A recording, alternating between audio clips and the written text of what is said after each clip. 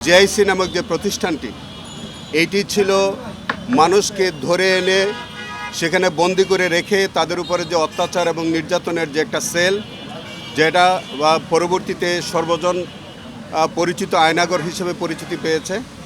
সেখানে কি অমানবিকভাবে বন্দীদেরকে ধরে এনে দিনের পর দিন, মাসের পর মাস, বছরের পর বছর রাখা হয়েছে, সেই নির্মম চিত্র আজকে এই পরিদর্শনের মধ্য দিয়ে কিছুটা অনুভব করা গেছে। আপনারা জেনে থাকবেন যে আজকে যে জেআইসিটি, এখানে কিন্তু আমাদের ব্রিগেডিয়ার আজমি সহ অনেক বন্দীদেরকে এই জেআইসিতে রাখা হয়েছে। দিনের পর দিন তাদের উপর অত্যাচার নির্যাতন করা হয়েছে।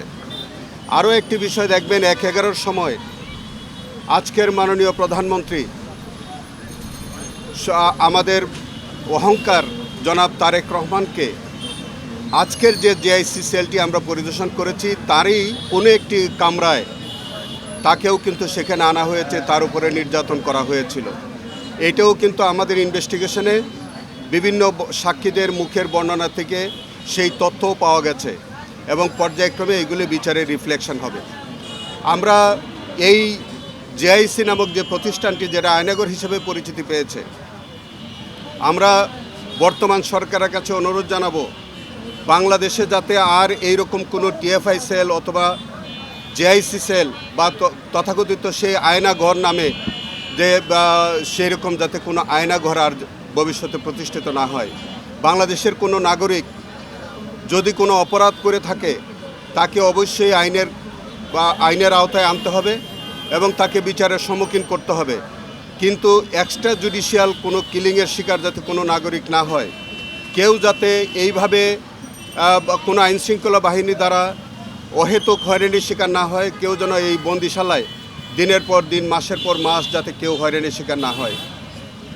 বিগত সরকার শেখ হাসিনার নেতৃত্বে একটি অমানবিক রাষ্ট্র কায়েম করা হয়েছিল, যেখানে কিছু সংখ্যক অতি উৎসাহী আইনশৃঙ্খলা বাহিনীর সদস্যরা সরকারের কিছু অসৎ উদ্দেশ্য বাস্তবায়নের জন্য এই আয়নাঘর নামীয় টর্চার সেলগুলো বাংলাদেশে প্রতিষ্ঠা করেছিল।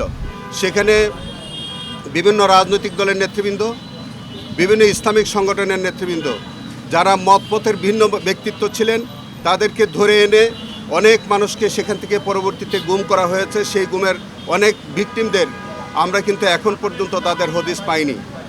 অনেক ভিকটিমদেরকে সেখানে মাসের পর মাস, বছরের পর বছর আটকে রাখা হয়েছে, তাদের উপরে অবর্ণনীয় নির্যাতন করা হয়েছে।